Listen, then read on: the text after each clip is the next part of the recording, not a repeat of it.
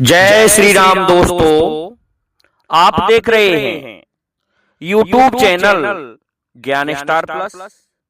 तो दोस्तों, आप सभी का हार्दिक स्वागत और अभिनंदन। देखिए दोस्तों, आज हमने आपके लिए कमेंट चुना है श्रीमान सोनू मार्क सोले जी का।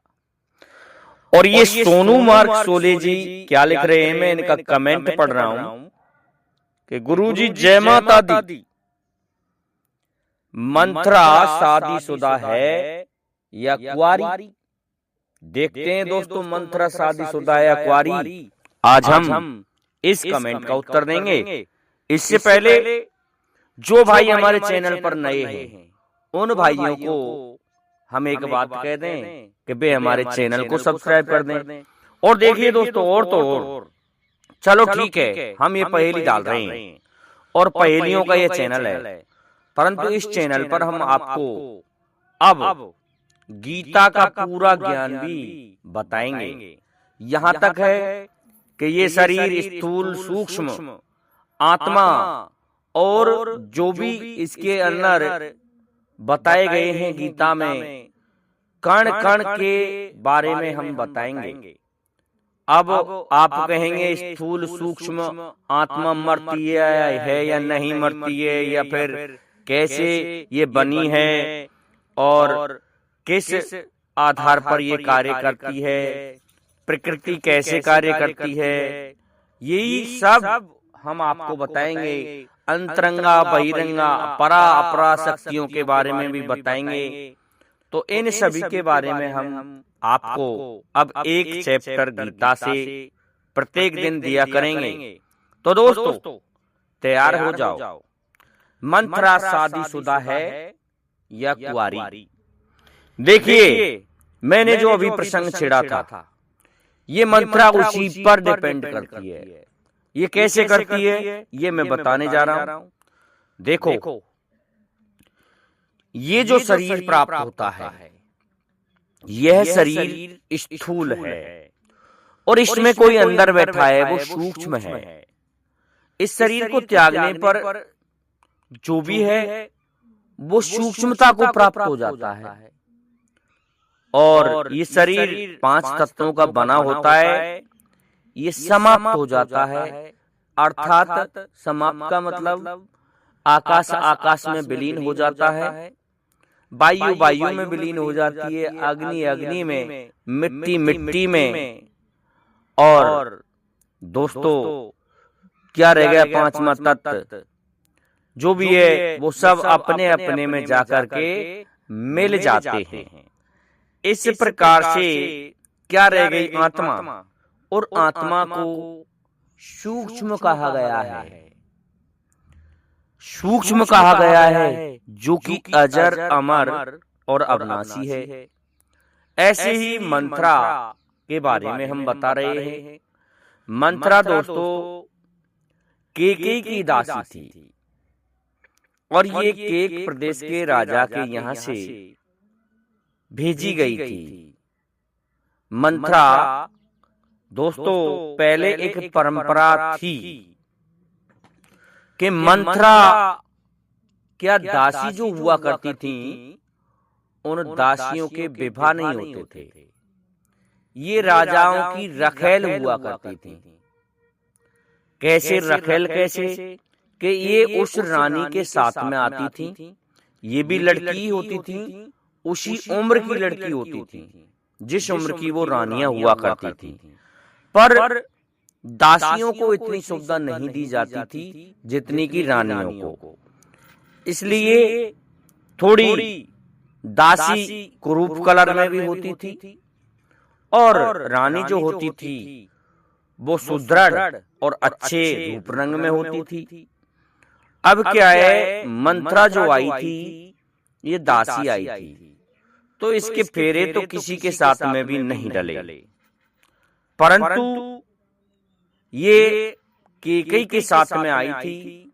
इसलिए ये महाराज दशरथ के यहाँ महारानी केकई की दासी थी। ऐसा प्रमाण में मिला है रामायण में। अब क्या है दोस्तों, आप कहेंगे फिर मंथरा। देखिए मंथरा का भगवान राम से, भगवान कृष्ण से, भगवान श्री हरि विष्णु से और तो और वामन अवतार से इसका नाता था। इसका इन चारों पांचों जो भी अवतार हुए हैं भगवान के, उनसे एक रिश्ता था। यह जब क्या थी दोस्तों, जब भगवान श्री हरि विष्णु ने वामन अवतार लिया था, तो उस समय इसने, ये राजा बलि की पुत्री थी, तो इसने उस समय भगवान से कुछ ऐसा ही किया कि जब ये वरदान प्राप्त कर रहे थे तो ये शुक्राचार्य के कहने में आकर के इसने अड़चन पैदा करना चाहा था। लेकिन उस समय भगवान ने इसको एक ऐसा घूंसा मारा कि ये कुबड़ी हो गई। इस कारण से श्री हरि विष्णु से ये ईर्ष्या करती थी। तो इसने एक ही बात मांगी थी कि जब भी भगवान अवतार लें उस समय उस स्थान पर मैं उपस्थित हूं, या मैं वहां रहनी चाहिए और मैं उसका कुछ बिगाड़ सकूं। इसीलिए तो मंथरा जब भगवान श्री राम का अवतार हुआ था तो दासी बनकर आई थी, क्योंकि तथास्तु कह दिया गया था। ऐसी इसने तपस्या करके याचना की थी। जब ये अयोध्या में आ गई तो उस समय इसने भगवान श्री राम का कुछ बिगाड़ने के लिए षड्यंत्र रचा था। इसकी जिह्वा पर सरस्वती बैठी, क्या यही खुद खामाखा थी। और दोस्तों इसने ऐसा ही किया कि भगवान श्री राम को वनवास दिला दिया। भगवान राम को 14 वर्ष तक वन में भटका दिया। ये वही मंथरा थी। तो देखिए आगे और देखिए, अभी मंथरा इस जन्म में भगवान राम को दुख देने वाली बनी, लेकिन आगे जब इसको पश्चाताप हुआ कि मैंने ये क्या किया था, तो भगवान के चरणों की दासी बनना चाहती थी। इसलिए ऐसा हुआ कि कृष्ण अवतार में ये कुब्जा बन गई। और कृष्ण अवतार में जब ये कुब्जा बनी तो भगवान की प्रतीक्षा करती रही, लेकिन थी वही राक्षसों के सानिध्य में। ये कंस के यहाँ जाया करती थी और कंस के शरीर को हल्दी चंदन लेप करके आया करती थी, जिससे कंस ऐसा रहता था, पीला बुरा बन के रहता था दोस्तों उस चंदन से। जब ये पता चला भगवान श्री कृष्ण को कि ये कुब्जा तो इस कंस की शक्ति को बढ़ाने में लगी हुई है, तो क्या किया था भगवान ने? भगवान कृष्ण ने देखा कि ये लेके जा रही है चंदन और दही, न जाने शहद क्या क्या लेके जा रही थी। उसको रास्ते में घेर लिया भगवान ने। कहने लगे भगवान, अरे सुंदरी, ये तुम कहाँ ले जा रही हो? जब जैसे ही भगवान ने इसको सुंदरी कहा तो ये नाराज होती है और कहती है, मैं तुम्हें सुंदरी दिखाई देती हूँ?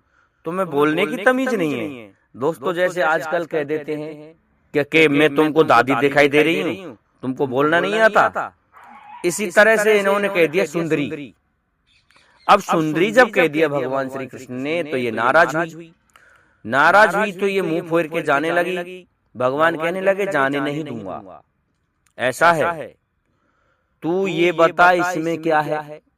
तो इसने बताया तो उसमें हल्दी चंदन था, हल्दी थी, चंदन था, अलग अलग खुशबू आ रही थी चंदन की। भगवान कहने लगे, अरे इसको कहाँ ले जा रही हो? कि ये मैं राजा कंस के यहाँ ले जा रही हूँ, और यदि मैंने तेरी शिकायत कर दी ना तो तू कहाँ का ग्वाला है, तुझे सब पता चल जाएगा, कंस तुझे मरवा देगा। भगवान कहने लगे, सुंदरी ऐसा है, मैं किसी से नहीं डरता, मैं तो तेरी ही वजह से इधर आया हूँ। बाकी मुझे कंस से, ऐसे राक्षसों से कोई डर नहीं लगता है। और कंस का तो अब समय आ गया, ये तो अब समाप्त होने वाला है। पर ऐसा है तुम अपना भविष्य क्यों बिगाड़ रही हो? ऐसा करो, आज के लिए ये चंदन मुझे लगा दो। दोस्तों, भगवान ने एक हाथ में उस चंदन को ले लिया इससे जबरदस्ती, और इसके ठुड्डी में इस तरह से घूंसे लगाए कि इसका जो कुबड़ था वो कुबड़ मिट गया और ये सही हो गई। जब इस तरह से ये सही हो गई तो इसको ज्ञान हो गया और कहने लगे भगवान कि मैं आत्मा को देखता हूँ कुब्जा, आत्मा कितनी पवित्र है, मैं शरीर को नहीं देखता हूँ, ये तो वस्त्र हैं। इसलिए ध्यान रखो, आप किसी से कम नहीं हो, आप सुंदर हो, आपकी आत्मा पवित्र है। तो ऐसा है दोस्तों, मंत्रा के बारे में अब हम वापस आते हैं पलट के। यही मंत्रा कुब्जा बनी, यही मंत्रा मंत्रा बनी, और यही मंत्रा राजा बलि के यहाँ बलि की पुत्री बनी। इस तरह से इसका संबंध है भगवान से सभी युगों में। तो मंत्रा आप समझ गए होंगे कि फेरे नहीं डले तो कुंवारी है, और फेरे डल जाते तो शादीशुदा। वैसे ये रखेल थी, दासी थी। तो दोस्तों, मैं समझता हूँ सोनू मार्ग सोले जी, आपको हमारे इस पहेली का जो हमने इस प्रश्न का जो उत्तर दिया है ये समझ में आया होगा। इसलिए अब आप सभी से मेरा निवेदन है कि आप हमारे इस वीडियो को लाइक, शेयर और सब्सक्राइब करें, साथ ही बेल आइकन को भी प्रेस कर दें, जिससे कि आने वाले वीडियो का नोटिफिकेशन आपको मिलता रहे। दोस्तों, जय हिंद, जय भारत, जय जय श्री राधे, जय जय श्री राम।